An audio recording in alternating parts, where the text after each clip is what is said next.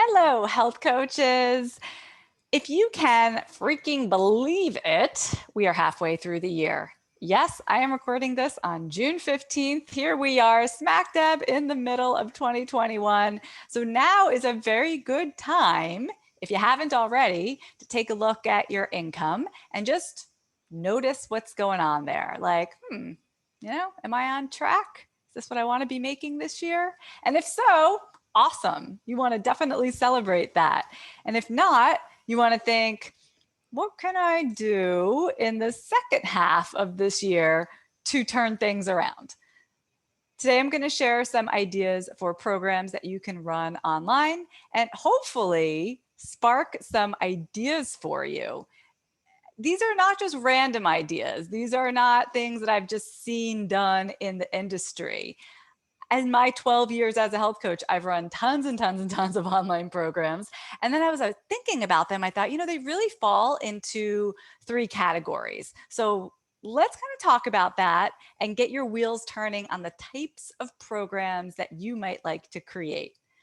Now, this episode is brought to you by my free guide to building your first online course. I created this guide to help walk you through the first steps of creating any new course. It's the exact process that I use myself, and you can grab it right now for free at healthcoachpower.com/online course. And I'm going to drop that into the comments right here for those of you that are watching live.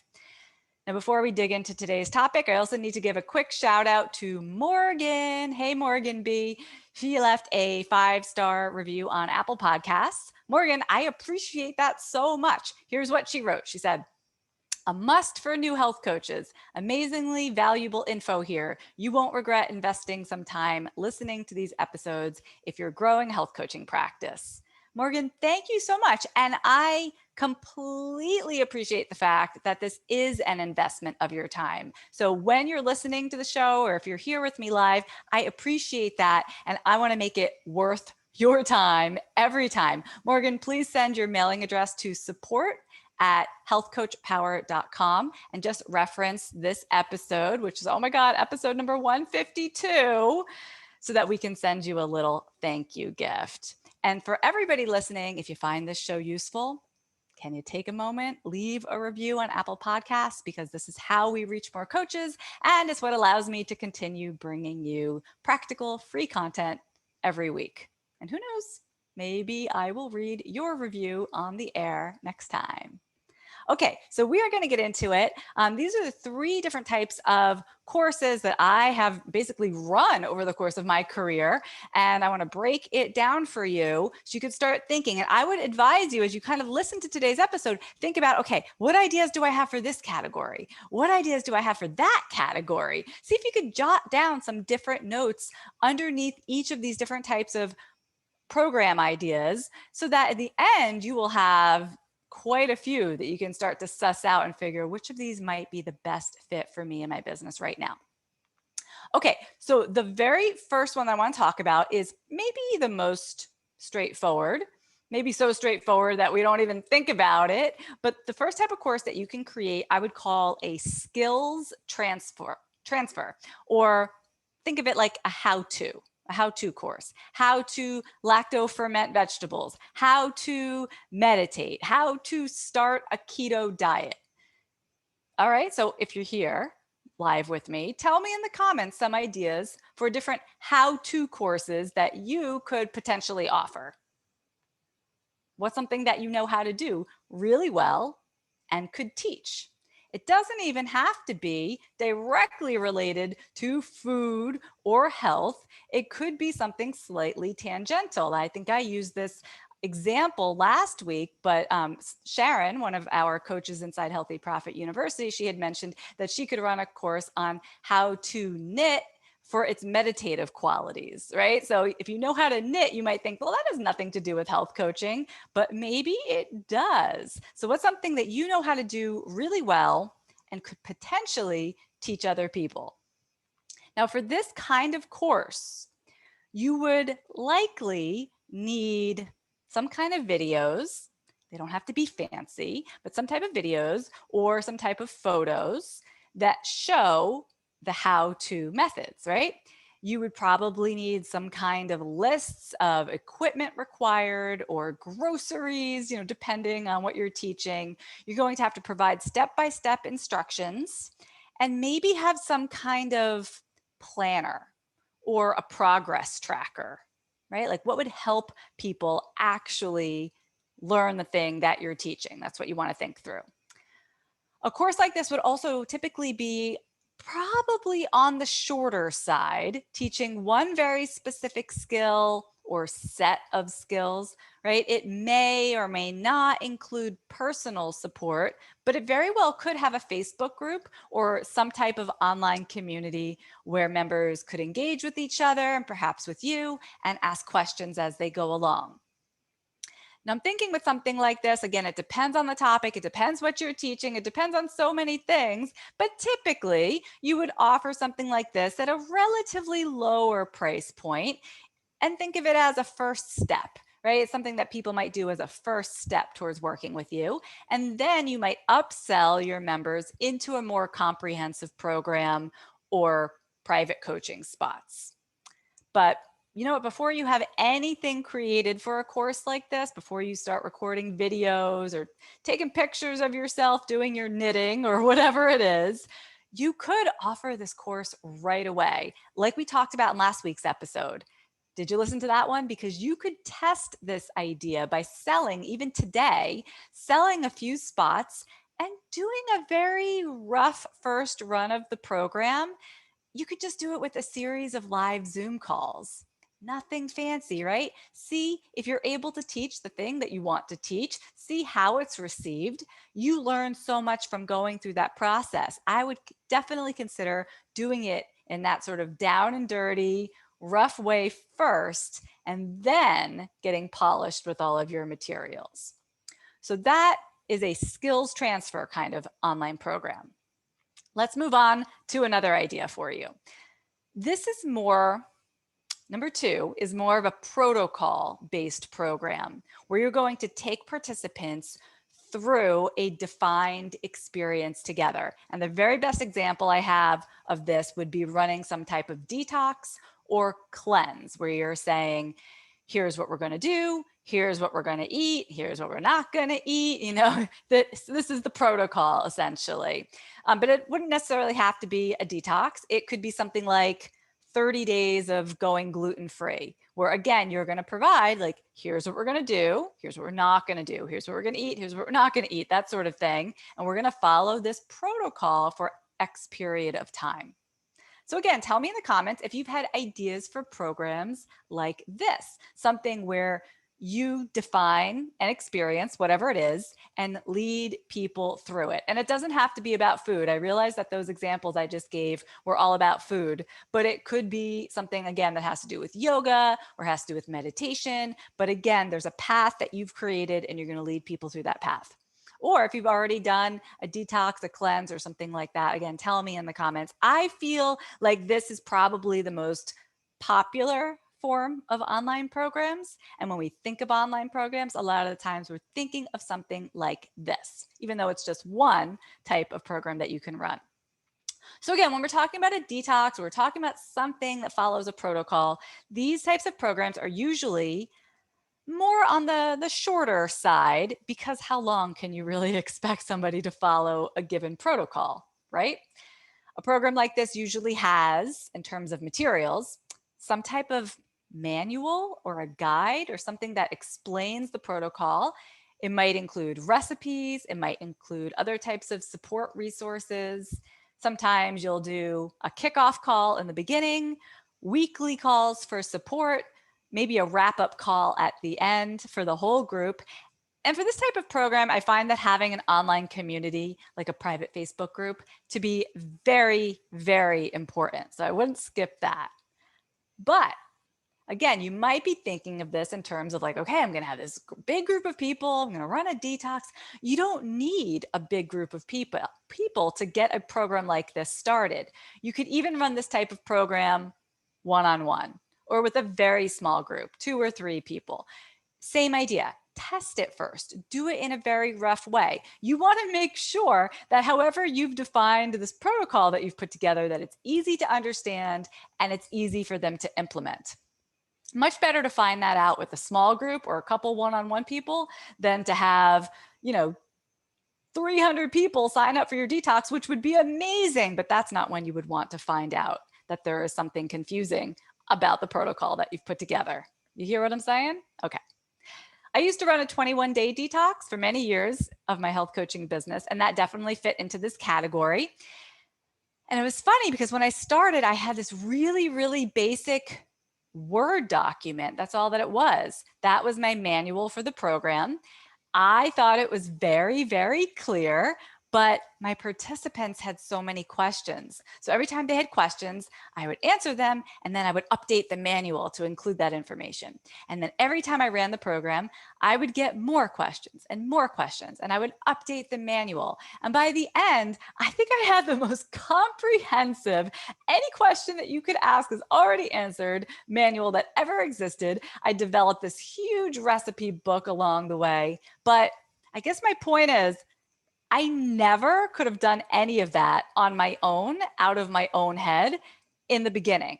I had to go through the process with real clients and learn how to meet their needs along the way.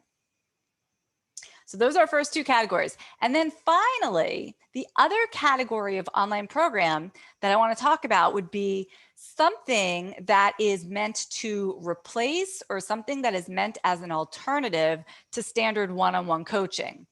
So for example, group coaching, right? If you're doing your group coaching online, guess what? That's an online program. So maybe you have a group coaching program with Zoom meetings every week, or you're going to do even a private program with both your private calls, but then it's some type of hybrid structure where they also have online lessons that they watch maybe in between your calls or to supplement your live calls. This way you can keep your calls to coaching while they learn things that they need to learn, or they learn skills that they need to learn in the online lessons. So with these types of online programs, the ones that are meant to somewhat replace one-on-one coaching, these tend to be a bit longer. They tend to be packages that are priced a bit higher. And the emphasis is less on teaching and more on coaching, right? With those live meetings included in some form. Though you could still teach, via online lessons that participants are going to do on their own time. Now, the cool part about a program like this is that it requires far fewer materials. But on the other hand, it's going to require more of your live in-person time, though not as much as standard private coaching would require. So instead of somebody signing up for your 6-month coaching package, including 12 one-hour sessions, maybe you're going to have a group sign up for this, 6-month coaching package. And maybe there are still 12 sessions, but now you're going to reach 6 people, 7 people, 8 people instead of just one, right? So it is a better use of your time in many ways. This reminds me of one of my very, very earliest programs. It was group coaching, similar to what I just described. I had about 5 participants, maybe 6. They were from all different parts of the United States and Canada, and it was very, very bare bones. All we did, we met every other week. That's really all that there was to it. And because it was a small group, the women really got to know each other and support each other. So that's a benefit that makes groups sometimes more valuable than one-on-one. So when you're thinking about pricing, remember, you always want to price based on the value of the program, the value of the result that somebody gets from your program. And sometimes groups can be more effective than one-on-one, which is pretty cool. So to recap, main categories for an online program are a skills transfer program where you teach them how to do something, or a protocol. Number 2 is a protocol-based program where you lead participants through a defined experience. And then third, a coaching-based program meant to replace or meant to augment standard private coaching. And you can combine these 3 types. And actually, my online program for health coaches, which is Healthy Profit University, is a really great example of this. So I wanted to explain how you might combine. What we offer with HPU is a defined experience that coaches go through step by step. So in that way, it's a bit of a protocol. But along the way, we have all these different skills transfer segments, tutorials, right? Like on how to set up your mailing list. That's a skill that you need to learn, something you need to do. How to create your freebie, how to build an opt-in page using free tools. This is all skills transfer. So we include that. And we have so much support. Our coaches are basically getting elements of private business coaching without the private business coaching price tag. We have an active Facebook group. That's one place where you can always offer coaching. I show up every day to help out our coaches in that space. Plus, we have live monthly calls where I speak to our members about their most pressing problems. So you can see that even though I just outlined these 3 distinct areas of online programs, then you can mix and match and you can combine and you can come up with a program that works for what your audience needs. By the way, if you want, you can get more information about Healthy Profit University by signing up for my free training on how to turn health coaching into a full-time salary at healthcoachpower.com/earn. So I have a few other questions I want to answer today that have come up in our group lately. I just want to make sure first that nobody who's here live has any questions. You can feel free to continue to add those to the chat, but I always like to leave space at the end of these episodes to answer questions that have come up in our Facebook group over the past week or two. So let's get into those now. The first one comes from Daryl. And Daryl said, on the topic of online programs, by the way, Daryl said, I'm going to start creating online programs and I see much content out there to buy, but does anyone know where I can buy videos to add to my courses? Specifically, I'm looking for unbranded cooking videos and I can edit into my own videos and workout videos that I can add to a module that is unbranded or at least sold for the purposes of repurposing. I currently have a few cooking videos I can use, but I know there have to be sites that just have them in bulk for sale. Daryl, I don't know if that exists. If anybody knows of something like this, but Daryl, it sounds like what you're looking for is instead of stock photography or That Clean Life, which is an amazing service for recipes and meal plans, but in printed form, you're looking for something like that that comes in video form. I've never heard of it. So my advice to you would be A, create the videos yourself, B, hire a health coach or a personal trainer to create the videos that you want for your program. Now, when you do that, of course, you're going to have a better product because you're not going to be using something that's generic. I find that anytime, you're borrowing from somebody else, you're going to be like, yeah, make this recipe, but not with that ingredient. Or yeah, I want you to do this, but I want you to do it slightly different than what's shown here. If you actually hire someone to create these for you, then they can be exactly the way you want. In fact, I did this years and years ago. Before we had services like That Clean Life for meal plans, I was creating an online program that required me to have all these recipes and meal plans. And I wanted to make sure that they're very professionally done. I'm not a trained chef or recipe developer, just like I like to cook. So I actually hired another health coach to help me develop the recipes, test the recipes, take the photos. It's pricey, but in the end, I had things that were mine to use and mine alone. So they were unique to me and my business. And that's something that you could consider, Daryl. And if anyone knows of a resource like what Daryl's talking about, pop into our Health Coach Power Community Facebook group and let them know. Also, I think that's a really interesting idea. And maybe it's just a matter of time until somebody gets the entrepreneurial spirit and puts something together like that. Maybe it'll be you, Daryl. Okay, here's another question that comes from Christy. Christy says, I graduated IIN in 2019, and I remember that they said we could contact corporations to create wellness plans as they allocate lots of money for health and wellness. And then she said, does anyone know how we can find out how much money they allocate? Well, Christy, every business is going to be different, right? Some companies don't do this at all, and some do it on a very large scale. Some companies even hire their own health coaches. So I don't believe there's any one place that you would ever be able to go to just get this information. You would always want to start by creating a relationship with, find a contact and become friendly with somebody who works for companies that you're interested in partnering with. And the best way to do this is to start with who you already know. So maybe you have friends or family members who work at different corporations. Maybe you yourself have worked for different businesses. These would be the ones to start with. And of course, you probably wouldn't start with, hey, how much money do you allocate for your health and wellness program? You'd probably start by saying, hey, do you ever offer health and wellness programming for your employees? And if they say no, then you know this is going to be a little bit of an uphill battle.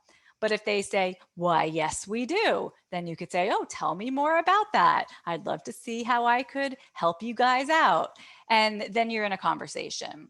So, like I said, businesses really range in what they offer and how they offer it. But it's a good idea to start with who you know when somebody already has some form of trust. They know you, they trust you, they're more likely to have this conversation with you versus just reaching out cold. So I always suggest starting there. And the other thing that I've learned through the years is most companies who have budgets, well, guess what? They have those budgets in full for January 1st. So a really good time to reach out to these companies might be toward the end of the year when they are looking towards planning for the following year, or hitting them up at the beginning of the year when they have fresh budgets to work with. It's possible that if you reach out in like September or October or something like that, they'll say, oh, that's very interesting, but we don't have any money left for this year. So that's just a little extra tip to help you out, Christy. And good luck with that. Okay, and I have a question here from Janice. And Janice said, I need to figure out how to see the Facebook comments when I am streaming to it through Zoom. Any suggestions? Yes. Sometimes it feels like I'm playing musical devices over here because I got one window open for Zoom. I've got one window open for Facebook. Maybe I have another window open with a slideshow, depending what I'm doing. So I know it can get a little bit confusing. And I don't know exactly what your setup is, Janice, but what I do, in fact, what I'm doing right now is I have Zoom and Zoom is recording. And then I'm not actually streaming through Zoom at the moment, but it would be no different. I have this live stream also going to our Facebook group, right? So on my monitor that I'm looking at right now, I have my Zoom window. And then over here on my second monitor, I have the Facebook window pulled up. And then I could see comments as they come in. Usually, sometimes there's a glitch and you don't see them, but I have that window pulled up here. And the only thing that you want to remember if you're doing it this way is to mute your browser or mute that tab on your browser, because otherwise I'd be hearing myself talk while I'm talking, and that would be no good. The other way that you could do it is actually have an entirely separate device. So let's say I'm presenting right now through Zoom, and I don't have another monitor, but maybe I have my phone. Well, on my phone, same thing. I could go to the broadcast as if I were a viewer. I just, again, want to make sure that it's mute so that I'm not getting that audio coming through. And then you could look at the comments coming through on that other device. And that's really the other best way to do it. In fact, sometimes I've done Facebook Lives with my phone as the camera because I've done like a cooking class or something. And the phone's way far away over there up on a tripod. But then right next to me on the counter, I'll have an iPad or my laptop or something specifically so that I could see the comments as they come in. So lots of different ways to do it. I hope that helps. All right, you guys, I think that's all for today. Thank you so much for joining me. And again, if you want to get your first online course figured out, I have a free guide to get you started, and you can grab that right now at healthcoachpower.com/online course. Have a great week, everybody. I'll see you soon.